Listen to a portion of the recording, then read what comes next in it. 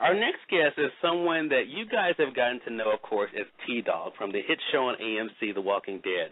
But IronE Singleton is definitely someone much more than that. He's here to talk to us not only about his journey in the entertainment industry, but also what led him to write the book Blindsided by The Walking Dead. IronE, congratulations on your success, and thank you so much for being on with us.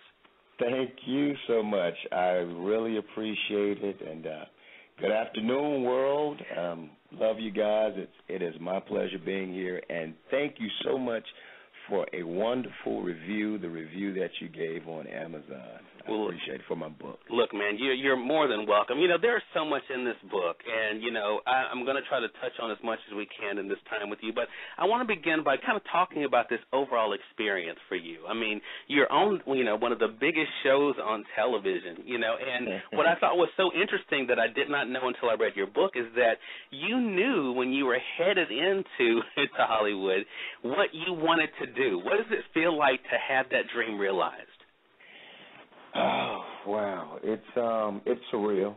It's surreal. It's something that you've seen, you've had that vision of for forever, and then once it happened, because I just didn't know exactly when it would happen. Right. I just knew that God told me that it would happen, and the only thing I needed to do was to persist, to never give up, and then one day I didn't know if I was going to be 50 or 70 or what. And once it happened, I was like, wow, finally. Maybe a tear or two just rolled down my eyes when to take it all in, perhaps, or something like that. Yeah. Well, we have listeners that are joining us around the world, of course. One of them is a young woman named PJ joining us from Kentucky who's a big fan of yours. You know, there was something about T-Dog, and you actually wrote about this character in the book, Blindsided by The Walking Dead, that you learned a lot from him as well. Talk to us about that, how a character was able to teach you some things about life. You know what?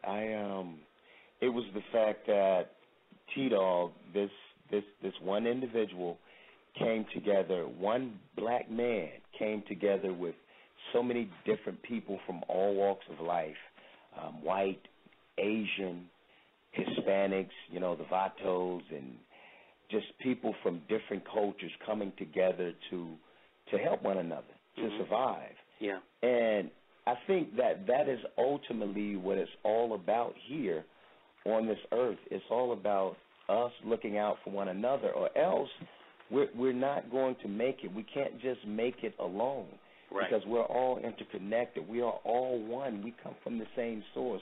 And that is what I realize more and more as I continue to play the role of T-Dog. So this thing is a lot bigger than just The Walking Dead. It's a lot bigger than just a TV show.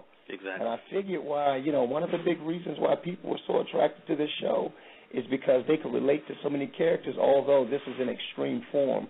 The Walking Dead, that is, an extreme form of reality, but it was something that people could just really relate to and lose themselves in, to take their minds off of their real life situation and really enjoy.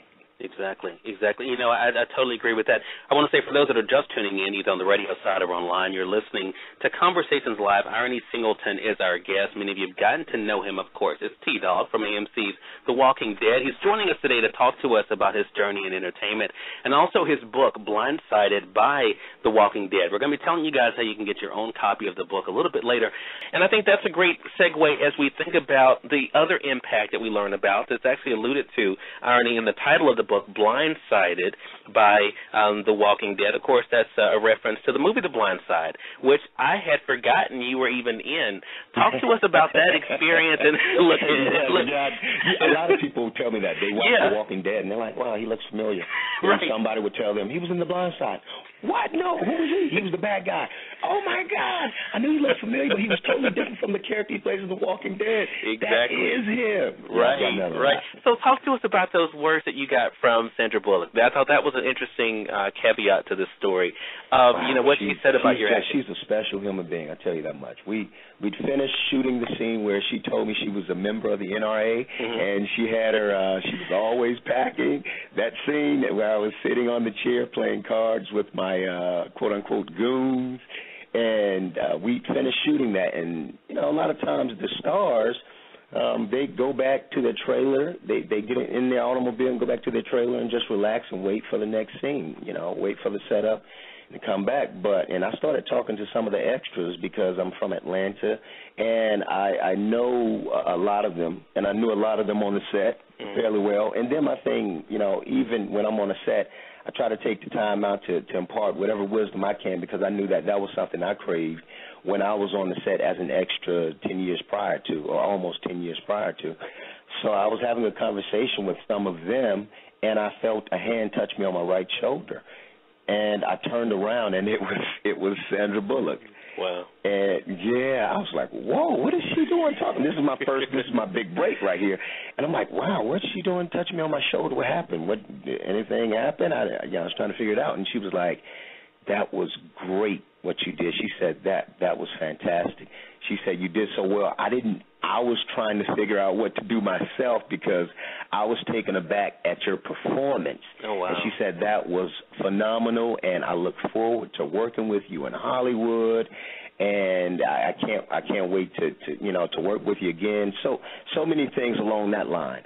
And wow. I thought that right there was affirmation and confirmation that everything happens for a reason, and that this was my time, that door had come wide open, and everything that I had gone through in my life had come full circle, given the fact that I was playing in that movie the person that I could have become in real life. And that's like, a thug that was, running the streets and carrying a pistol and selling drugs, because I had done some of this in my earlier years. So my formative years, so to speak. And it was just special hearing that from somebody as beautiful, such a beautiful human being like Sandra Bullock. So. Yeah, it was. And you know what? And I think this conversation has really been a pleasure for me, IronE, to have this. And I think advice like that is what people will find in this book, Blindsided by the Walking Dead, really showing how your life is, I think, in some ways a reflection of all of ours. I want to wrap this up by actually sharing what you said about The Walking Dead and about the experience of that. It's found on page 190. And this is what you wrote here. And I think it really is something that all of us can kind of picture. It was a reality of the human condition every person on the planet faces. There might not be flesh-eating ghouls threatening to break through the doors, but every man, woman, and child faces a lifelong series of challenges and choices that help define their ability to survive and thrive. I had found a way by keeping love in my heart and my faith in God ever in my mind. I evolved from a young man screaming at his reflection in a bathroom mirror, unable to meet the challenges of his existence, to a man capable of using love and faith to propel myself and hopefully others forward. So I end with this, IronE. What is your hope for people who are listening to this conversation, who will read the book, Blindsided by the Walking Dead, as to what they'll learn about themselves and their own challenges? Wow. My hope, Cyrus, is that everybody uses their experiences as a positive, whether negative or positive, no matter what they're going through. There's always a better day as long as we continue to work hard and never, ever give up, and to always have truth and love in our heart. That's the key. When my mother died from HIV complications, I had an epiphany that night. And it was so very powerful that I'll probably never experience it again on this earth. I think God was like, I'm going to give it to you this time, and if you don't get it, you're in trouble after that maybe. And when I got it, God said, your purpose is to live for others. Purpose in life is to help others search for theirs, and on that journey you will find yours. I said, the only thing I have to do on this planet is to love and respect everybody and to speak with truth. Always to speak with truth, but with love. Yeah. And that is the purpose. So whatever you do, you're going to always be guided by those variables, by that, and everything else will work itself out, because your thoughts will become more, will become clearer. Everything will be about pleasing God. Right. And you can't fail when it's about pleasing God, because when you're working for God, God is definitely going to work for you. God is always working for us, even if we're not working for God. So that was my thing, to just do everything to where it would to where God would appreciate it. And I would have to say that no matter what you're going through, just stay optimistic. Use the negative as positive fuel. You have to convert that negative energy into something positive. Let it inspire you and motivate other people. And always, it's okay to smile. Right. And I have to say this to lots of people, like, coming up in the hood, people, you try to have this face on, you try to put on this front because it was all a survival technique. But when you smile, it instantly makes you feel better as well.